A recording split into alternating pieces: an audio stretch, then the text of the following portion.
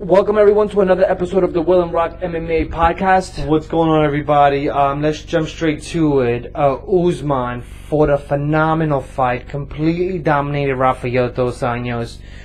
The biggest toss-up of the UFC, and I guess the biggest issue the UFC is having is, do you take Usman and throw him directly into the wolves, into that belt, versus Tyron Woodley, or do you give Covington the chance to actually fight versus Woodley, because that's really the fight to make, just because it's going to put more asses in seats? Is Usman going to put ass in seats if he fights Tyron Woodley? Right now, I don't think he is. However, dominant performance by Usman. I believe that he should have the upper hand over any other fighter for that belt, because he's a better performer, because I think he's like one of the top fighters there is. I believe he's even better than Colby Covington. If you ask me, I would prefer to see Covington versus Usman to see who would fight Tyron Woodley. However, the drama that's been building up between Covington and Woodley is going to overpower Usman's chance of ever having a title fight, at least for now.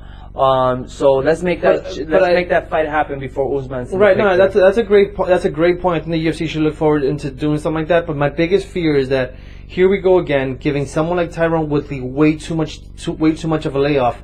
Tyron Woodley's been taking way too much layoffs in between fights.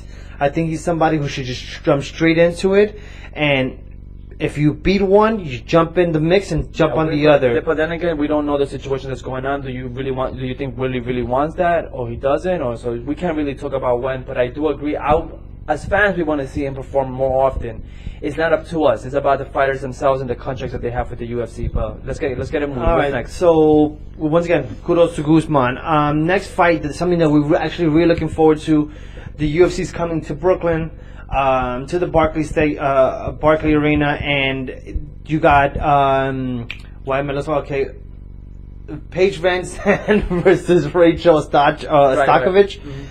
Mm-hmm. Great opportunity for Rachel to come into this fight. She's actually just came off a huge assault from her boyfriend. Right, so she's coming back from a domestic violence, right? So there's a lot, obviously riding on her because of this, but also I believe that she has a lot of momentum coming into this fight, because if she wins, she could be a bigger star than we ever thought. Let's take off the factor that she's the best-looking female fighter there is in the UFC right now. Who is? Rachel over Paige Van Zandt? Are you out of your mind? Okay. We'll talk about that later. I believe she's not even she's the best looking female fighter right now that we have in the UFC. False accusations. Easier to promote. One of the easiest persons to promote. She just came off this domestic violence situation. I think she could easily be the face of the UFC if she overcomes not only what she's going through at home, but also in that octagon. All right, I think there's still a lot to say about these two fighters, and I don't think another fight will make them a face of the federation. So I completely disagree with you. I completely disagree that Paige Van Zandt is a lot more attractive than Rachel. That's my personal opinion. But also, I think it'll be a great momentum builder. I think after what she experienced at home, Rachel could take that anger and really bring it into the octagon and really mess up Paige Van Zandt. The way any of these two fighters come out and how they win is really going to predict their future with the UFC, because Paige Van Zandt honestly cannot take another loss in her career. I think the reason what makes her so entertaining is the fact that she's such a good-looking girl, but at the same time she's an absolute animal in the octagon, and every time she leaves that octagon, she's fully blooded.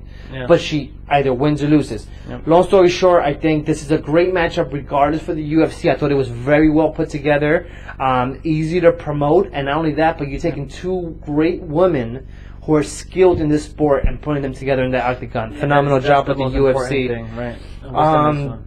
Rafael Asensio versus Marlon Morales.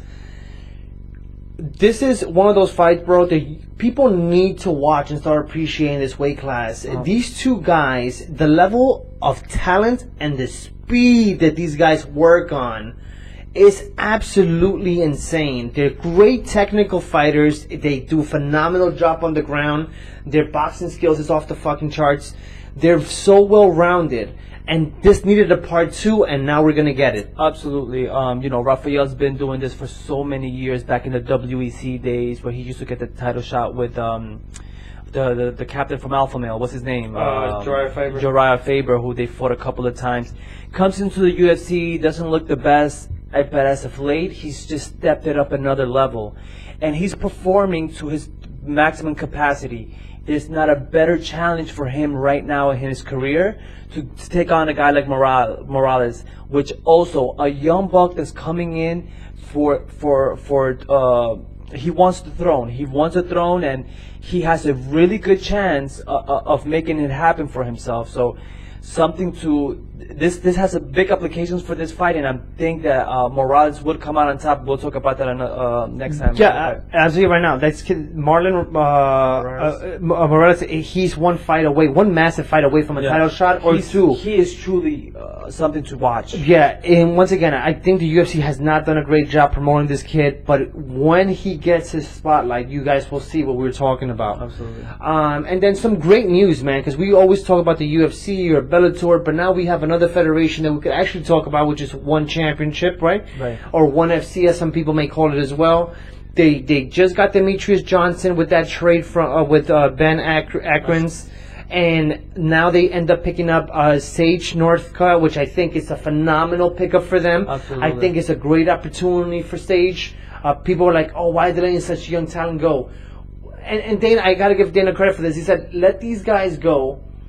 Who are young, who still could bring something to the table when we re-sign them to the UFC. Yeah. If they're put in position, you test them outside of the UFC, make a name for themselves, re-sign them, you know? And especially a guy like Sage Northcutt. Demetrius Johnson is a little, he's still in his prime, as to say, but he's pretty much took over that weight class when he was in the UFC. It's time for him to go and compete in another federation. I think for Demetrius Johnson it's great. I think for Sage Northcutt, back to what you're saying, because of all the spotlight with Demetrius Johnson, we're talking about Brendan Vera, who's making a big name for himself out there, knocking out these heavyweights. He's the champion for that federation. He's getting more eyeballs because of it. I feel like it's a win-win situation for Sage Northcutt. Make your, make your name. That's make your name. Exactly. Yeah. Make your name in One FC and come back to the UFC and start to dominate. And also the massive return of Sexyama, right? So we got Yoshiro Akiyama going into One FC, which I think is also a phenomenal pickup and good promotion for them. This is like the Japanese sex symbol to these people. So I think it's great to see some Japanese fighters and some Asian fighters. They're signing people. I think it's awesome. Yeah, I totally agree, man. So, anyways, guys, let's jump straight to it. We had UFC Fight Night 142 that happened in Australia. Great card. It was awesome. It was such a great put together card. Great job for the UFC to find all these fighters from Europe and all over these different continents and putting them together and actually getting the 3 biggest Australian stars in the UFC and being able to put them together in the Australian card. Yeah, and unfortunately, they we'll get to that. We'll get to that, man. First fight was Jimmy Crute versus Paige Craig. Yeah. Paul Craig. Excuse me. Jimmy came out and completely dominated him. Worked him. Whoa. Okay, he lost the first round, won the second round, and then submitted him the third round. I would not say it's a dominated performance. It didn't, but the way it was done, it's almost he wore out. He definitely wore out Craig. Okay, no, I don't disagree. But you're right. Maybe I shouldn't use that word. But he grinded into that submission in the third round and did a phenomenal job. And this goes back to what I keep saying, man. If you got the opening, go for it. Some people have that knockout mentality that they get your back and they just start wailing on top of you. Go for that submission. You have the opening. It's what you get paid to do. Finish the fight. I can tell you also, he had the crowd behind him. He was the hometown hero there. He had the crowd behind him. If he did not, I believe he could have probably fall short. This is the importance of fighting in your hometown. You have people cheering for you. I'm pretty sure once you're exhausted, it's the next level once you hear the crowd cheering on your corner. Tremendous performance by Jimmy. I think he did a tremendous job. Back to what you're saying, he really wore him out to the point where the submission came in handy at the end. But it came really close for him losing that fight, I gotta admit. But good fight overall for both fighters. I couldn't agree with you more, man. Next fight, let's jump right into that too. Sadiq Yusuf fought versus Suman. I can't even butcher his last name, dude. I'm not even gonna get there. I'm not. Let's talk about this kid Yusuf from Nigeria. Dude, he is the truth. End up winning with TKO punches. He is a powerhouse. His level of accuracy and the amount of power behind his right hand is really, really impressive. And he's somebody who could take the takedown, who just stops you at the takedown. Mm-hmm. He's built like a tank, and he's such a little guy. Mm-hmm. Do you want to say anything else? Yeah, I mean, anybody could have said it was probably a short stoppage. It was, but I believe that it could have just gotten worse for that other gentleman. Yusuf has amazing hands, sees the opening, goes for the kill, and does not stop. The kid is relentless. We could possibly see another future star in that division. I couldn't agree with you more, bro. Next fight, we had Anthony Rocco versus Jake Matthews. And in the second round, Anthony ended up submitting Jake Matthews, which was also another phenomenal performance. There was a lot of freaking stops in this card. In the main event, guys, almost every single card was a finish, which shows you that when you bring fighters outside of the U.S., they put on phenomenal fights, and you really get to see talent at a whole different level. I do agree with that. So Anthony did a phenomenal job. Same thing, wore out Jake to the point where he ended up getting the submission in the second round. So completely kudos to you said him. it best. Yeah, great performance, great submission. Could have won submission of the night. I couldn't agree with you more. Next fight, we had Justin Willis versus Mark Hunt. Now, this had a lot of writing on Mark Hunt, and the reason why, besides him being the veteran, besides there is conversations that he might consider retirement, not from his mouth, but from everybody else in the MMA world. The thing about Mark Hunt is he's one punch away from. Wait, and not only that, you should also mention, obviously, he's in his hometown. Oh, well, good point. Good point. He is the Australian face of MMA. I don't care what anybody tells me. He is the face of MMA in Australia. He was a great K1 champion, did a phenomenal one with K1, came into MMA, and he just transitioned so well. Why? Because he could take a punch. He could take a punch and he could definitely deliver. Fucking throw it. And he throws with a ton of power. He throws like a brick house on top of you. The difference between Mark Hunt and this fighter, which I didn't know much about, Justin Willis, is how calm and Justin Willis didn't look like he was bothered through the whole fight. Yeah. His right hand was so well thrown. He kept his distance and he moved his head exactly what frustrated Mark Hunt, and that's why Mark Hunt wasn't able to get off that right hand. His foot movement, Willis, should I say, foot movement was amazing. He was just... Mark Hunt was trying to hunt for his head the whole fight. He was moving perfect jabbing. If you look back at the fight, Willis did not throw not one big power punch. Everything was jab, exactly what you were saying, keeping him at a perfect distance where Mark Hunt was completely confused whether he was moving to his right, moving to his left. He couldn't set down his right leg or left leg to throw either punch. Tremendous performance by him. The crowd was booing. I was enjoying every minute of it. I think it was. There's a reason why the crowd was booing, right? No, you got the whole time hero getting completely dominated. You have to think. Well, not only that, it's just that it wasn't a lot of action going on. But I think the perfect defense made the perfect offense for Willis, and tremendous performance by Willis. I'm really looking forward to seeing this guy fight next. I want to know who they're planning on putting a guy like the thing about Willis is his hand speed is really impressive for somebody his size. Yeah. So you and his foot movement. Yeah, which I think is even better than his hands if you stop and think about it, right? Well, good point. This kid has a lot of potential behind him, and he's with AKA, man. He trains with, and I'm gonna tell you, whoever's fucking training with AKA and is behind the Luke Rockholds and Cain Velasquez and most importantly DC, these fighters are going out there in different federations and are killing in every single federation. AKA has names, and they have the right trainers, and they're proving to be the elite MMA camp to be in. Not Greg Jackson as he used to be. No. So it's almost balancing out a little better. So once again, kudos to Justin Willis. Did a phenomenal job. It almost looks like Mark Hunt pretty much called it quits in the third round. He didn't really do much. And I could see him leaving the UFC. I don't think he's leaving the MMA game. I'm pretty sure he's not. He did say, he did mention before he left the fight, he said, thank you to UFC, my family, thanks to UFC and everything. We'll see you once again somewhere else. In other words, Mark Hunt might go into ONE FC. I know. I'm interested to see him. And I think if you do that, Mark, I think that's the way to go. I don't think Bellator is for you right now. I think give some more momentum going into ONE FC. I like that. I would love to see that. And I'm pretty sure he'll make a good payday there as well. Next fight, we have Mauricio Shogun Rua versus Tyson Pedro. Yeah. Now, this fight had a lot for not just Tyson, but also for Rua. And the reason why is because Rua is coming off of a big win for him. All right, he's won 3 of his last 4 fights. We're talking about a guy that we think is definitely out of his prime. So he's not using his power as much as he's using his brain in that octagon, right? Well, he's using more power than he's using his brain. No, if you ask me, the way that he's been fighting as of late has been a lot smarter, because before he was just so talented that he overpowered anybody that got in the octagon with him. What we're seeing now is better strikes, better stand up on other fighters. So he's fighting a little smarter. He's pushing back the pace to then bring the power in instead of just rushing at all times.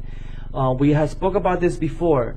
Tyson showed way too much respect to Rua, and that's, I believe, the reason he lost that fight. I couldn't agree with you more. I don't want to take anything away from Shogun Rua. I think Shogun Rua displayed a tremendous heart like he always does. Tremendous right hand that clipped him a couple of times. And once he saw a little mistake from Tyson, he took it. And that's the reason why he got the victory this time. Great performance.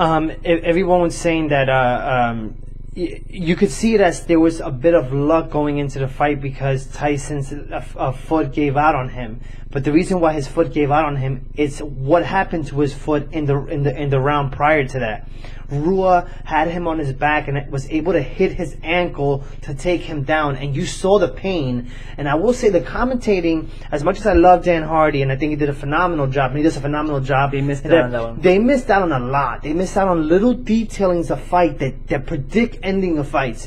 And you could see the agony in Tyson Pedro's face. There was obviously something wrong there. They did not call it. Mm-hmm. And what happens? And I kept screaming like, "There's something wrong!" I'm like, "Oh my God, there's something wrong! Something wrong!" Rua's gonna finish this fight, and I don't know how in the living hell Tyson was able to get off that round. And the next round, that's what caused his loss. Was he messed up his foot and you know, you gave Shogun enough credit as it is, and he took full advantage, man. Rua is the truth. He's a veteran. He smells blood. He sees it coming, and he did a phenomenal job of taking full advantage of what was already a dead prey in front of him. So phenomenal job by Shogun Rua. Good job. And he says, you know what? I know that I don't deserve the title shot right away. Give me one more fighter before a title shot. With these fighters who are like towards the ending of their career, but are like somewhat revamping their career into becoming what they once were, or at least trying, I would say, give them a pretty big name, and if he ends up winning that fight, give him the title, man. I agree, man. I agree with you 100%. Let's not go for the title just yet. See how you perform the next time around. Give him a big name, like you said, and let's see what will happen after. Next fight, we had Junior Dos Santos versus Taio Tuivasa. Tuivasa, yeah. So, I felt like Tyson shows way too much respect. I think it was a lackluster performance by Mark Hunt. He just wasn't all there. But Tuivasa, on the other hand, he came out, he wanted to fight, and I feel like he wanted it so bad, man, that I feel like there was no real composure. He was just attacking for the head. You saw a very similar performance that Ronda Rousey did when she was amped up with Holly Holm, where she was just tripping out of nowhere because her feet were not aligned correctly. Good point. And she was flying all over the place. Same exact thing happened to Tavasia, and I believe it's because he has so much momentum going into the fight. He's the main event, his first time in the main event, in his hometown out of all places. I believe if he would have kept his composure, he could have little by little drained Junior Dos Santos and probably would have had the victory, very similar to Tyson Pedro. But it's unfortunate that the Australians were 0-3 in this card, especially when they had the three big dogs fighting in that card. When you have three of the faces of your country and all three of them lose, and they all lose by, well, Mark Hunt didn't, but that Mark Hunt so dominant that it was really a lackluster performance by Mark Hunt. You get Tyson Pedro getting knocked out, and then you get someone like Tavasia who's never been finished, never been TKO'd in a fight, and he ends up doing it. We're not giving enough credit to Junior Dos Santos. We're not. Junior Dos Santos has found his niche again. He knows how to keep his distance. He's understanding his height is going to play an advantage in his fighting. He's not looking for that TKO like he was early in his career. Nope. He's outworking Pleeper, man. He really is. He really is outworking, and I did not see Tavasia getting knocked out. But the level of accuracy and the speed behind Junior Dos Santos' hands, and most importantly, the way he would set up his kicks. Mm-hmm. You know, Tavasia's a big dude. He might take kicks better than the next fighter. But when you're taking fighters like other fighters, like when Mark Hunt got TKO'd by Junior Dos Santos with a spinning back kick, now you add another arsenal to your to what you already are known for as a TKO artist. Phenomenal job by Junior Dos Santos. Junior Dos Santos, if he's not ready for a title shot, he's like Shogun. He's one fight away from that. And you know, people are talking about putting him up against Alistair Overeem, who would be a rematch for that fight. They both coming off of big wins. But I will say this: I think and I know this sucks to say this, but I think it's a little bit of a backstep for Junior Dos Santos. It's interesting that Junior Dos Santos came out and actually said he wanted Alistair Overeem in an interview prior to the fight. He said, you know what, I got my loss through him. I won my rematch. And it's almost like he's in the part of his career where it's like, listen, man, I'm gonna get that title shot, but I'm gonna beat the people who beat me. Yeah. Almost like Rampage status way when he went back to just fighting the Chuck Liddells and the Vanderlei Silvas and Shogun Ruas. So a phenomenal job, man. I am really, really impressed with Junior Dos Santos' performance. I almost expected this performance from him, but I really did expect him to get knocked out. I really did. Yeah, I felt like he was riding the fence a little too much, Junior Dos Santos. It kind of reminded me of the performance that Cain Velasquez was putting on him, where he just never saw the middle of the octagon. He was just riding that whole cage all the way through, and very similar situation happened with Tavasia. The difference is back to what you're saying. He never really threw a punch where he really wanted to knock him out, because even the punch that Tavasia fell on wasn't a really hard punch. It was well calculated, a wobbly Tavasia, perfect aim to the chin, threw him on the floor. With that being said, when he was on top of him, he didn't knock him out where he went unconscious, Tavasia, but Tavasia couldn't do anything. It was only so much he could do because he not only full mounted him, but he had him, his legs were all the way up to his shoulders. Tavasia could barely do anything. And I will say, Tavasia was still throwing punches, but kudos to the referee for stopping that fight, because Tavasia was really frustrated with it because he was still weak. But you know what? Tavasia, you live and you learn, man. You could have taken so much punishment, so much damage, so many years out of your life. So that could have not worked out better for him in his career. Yeah. And I'll tell you, Tyson, Pedro, and Tavasia, we have not seen the ending of these two guys. No. You live and you learn. You fought veterans. You fought Brazilian veterans who been through hell and back in this MMA game, and you're still those new faces coming into the game. Yeah. You guys will be easily promotable. And they're young bucks now. They're easily promotable, and is you'll get your time. Your time will come. There's so much potential between these two fighters, and I'm a fan. I'm a fan 1,000%. Yeah, same here, bro. I agree with you. Stop showing too much respect to your opponent. Stop. I love the fact that Junior Dos Santos went into Australia and made almost became Tavassi's friend even before the fight. Yeah. And Tavassi still came out and still performed. But stop doing that. There needs to be that challenge mentality where we'll do that after the fight. We'll have a beer after the fight. Before this fight starts, you're my enemy. I want your head. Off. Yeah. Hands down. Yeah, hands I down. agree with you. Big shout out to Benavidez as well for a tremendous performance. Good fight from him. And we'll catch you guys next week. Peace, guys. Peace.